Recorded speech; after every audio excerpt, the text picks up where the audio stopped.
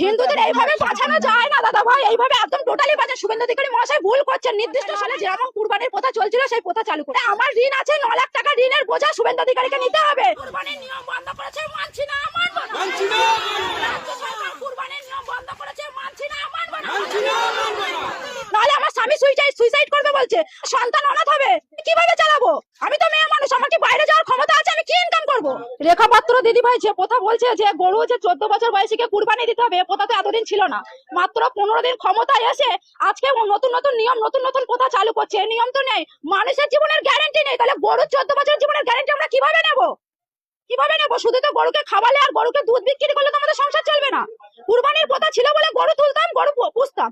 এখন যদি এই নিয়ম চালু হয় তাহলে মোদি আমাদের খাটালে গরু তুলে দিক, তারপরে আমরা সেই গরুকে মোদি খাওয়ানোর পয়সা দেবে, আমাদের দেখাশোনা করার পয়সা দেবে।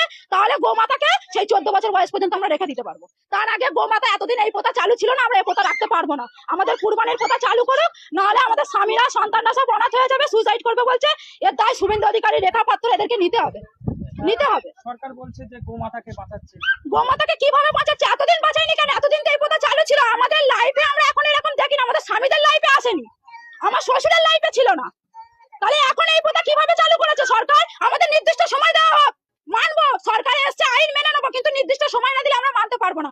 হাতে মাত্র 10 দিন সময় আছে, আমরা কিভাবে মানবো?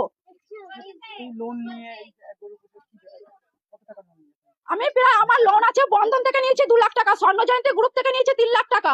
এছাড়া আদেশ আরো মারা নিয়ে রেখেছে আমার থেকে আরো বেশি, আরো বেশি। তাহলে আমি এই লোন গুলো কিভাবে চালাবো?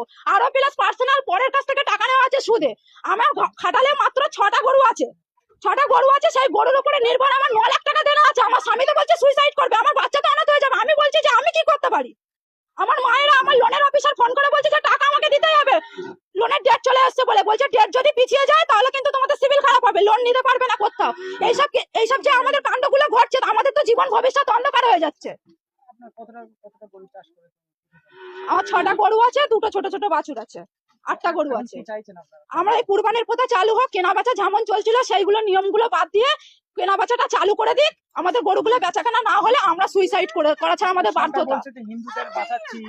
হিন্দুদের এইভাবে বাঁচানো যায় না দাদা ভাই, এইভাবে একদম টোটালি বাঁচা। শুভেন্দু অধিকারী মহাশয় ভুল করছেন। নির্দিষ্ট সময় দেওয়া হোক মানুষকে, নির্দিষ্ট সময়। 15 দিন ক্ষমতায় এসে এখন এগুলো হয় না, এগুলো হয় না, এগুলো আমরা মানতে পারছি না। তাহলে আমাদের স্বামী, আমার সন্তানের, আমাদের সংসারের দায়িত্ব নিয়ে যায় লোনের, তারপরে আমার সংসারের যাবতীয় দেনাপত্র দায়িত্ব নিয়ে নিক শুভেন্দু অধিকারী মহাশয়। নাহলে যেরকম কুরবানির প্রথা চলছিল সেই প্রথা চালু করে দিক।